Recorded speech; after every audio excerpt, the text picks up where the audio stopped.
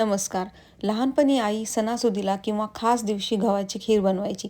घरभर कसा सुगंध दरवळायचा आणि सगळे एकत्र बसून खायचो. आज तीच पारंपरिक, पौष्टिक आणि खूप चविष्ट अशी गव्हाची खीर आपण बनवणार आहोत. तर त्यासाठी आपण काय करायचं आहे आता पाहूया. सगळ्यात आधी तर मी गहू मिक्सरमध्ये वाटून घेतले होते आणि त्याला वाटल्यानंतर एवढं 1 वाटी मी गहू गरम पाण्यामध्ये भिजत घालून ठेवले होते. ते बारीक केल्यानंतर भिजवायचे. तर भिजवल्यानंतर बघा ते कसं छान फुलून वर आलेलं आहे. हे मी साधारण 1 तासच फक्त भिजवून ठेवलं होतं. आता याला आपल्याला कुकरमध्ये घालून याची शिट्टी काढून घ्यायची आहे.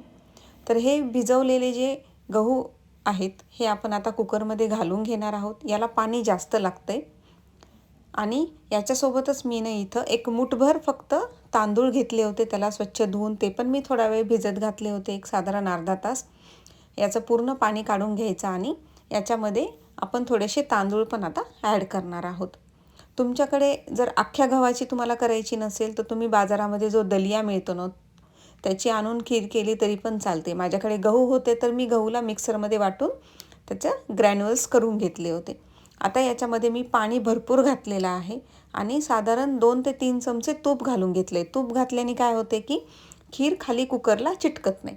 आता याच्या आपल्याला 3 ते 4 शिट्ट्या काढून घ्यायच्या आहेत कुकरच्या. याला वेळ लागतो व्हायला, पण ते व्यवस्थित गहू शिजले पाहिजेत. मग त्यासाठी काय करायचं की पहिले त्याला जर भिजत घातलं ना तर मग 3 ते 4 शिट्ट्यामध्ये ते शिजून जातं. तर आता कुकरच्या शिट्ट्या झालेल्या आहेत. आपण गॅस बंद करून घेऊयात आणि कुकरला साईडला ठेवून देऊ. तोपर्यंत आपण दुसरी तयारी करून घेऊ. त्यासाठी मी इथे एका छोट्या पॅनमध्ये 2 चमचे तूप घालून घेतलेलं आहे. त्याच्यामध्ये मी काय करणार आहे की खोबऱ्याचे मी पातळ असे काप करून घेतलेले आहेत. तुम्ही खोबऱ्याचा खीस करून घेतला तरी पण चालतो. याला आपण मस्त तुपामध्ये परतून घेणार आहोत. आता हे खोबरं आपलं परतून झालेलं आहे. याला आपण साईडला काढून घेणार आहोत. तर आता याची वाफ गेलेली आहे. तुम्ही बघा पाणी जास्त घातलं होतं त्याच्यामुळं किती छान व्यवस्थित ते मोकळं गहू आपले शिजलेले आहेत. याला असं व्यवस्थित हलवून घ्यायचं, खाली खीर लागली नाही पाहिजे. आता ह्याला थोडंसं हातामध्ये घेऊन बघायचं की तो गहू आपला व्यवस्थित शिजला आहे का नाही. आता हे व्यवस्थित आपल्याला सगळं एकजीव करून घ्यायचं आहे का आपण याच्यामध्ये तांदूळ पण घातले होते.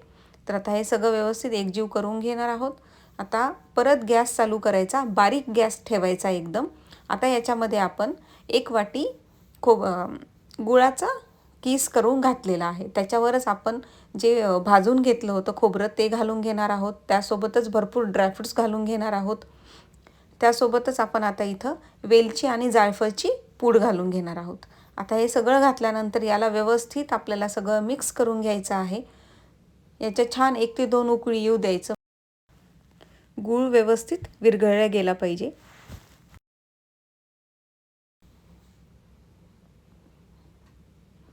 याला चांगलं 1 ते 2 उकळी येईपर्यंत आपल्याला गॅसवर ठेवायचं आहे. पण एकदम बारीक गॅस ठेवायचा, नाहीतर काय होते मग ती खीर खाली लागून जाईल कुकरला. आता याच्यासोबतच आपण इथं 1 वाटी दूध घालून घेणार आहोत. आता दूध घातल्यानंतर पण आपण याला व्यवस्थित मिक्स करून घेऊयात.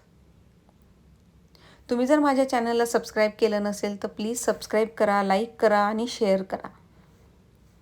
आता याच्यामध्ये मी थोडेसे चारोळी घातलेली आहे. ही एकदम ऑप्शनल आहे. तुम्हाला आवडत असेल तर घाला, आवडत नसेल तर नाही घातली तरी पण चालते.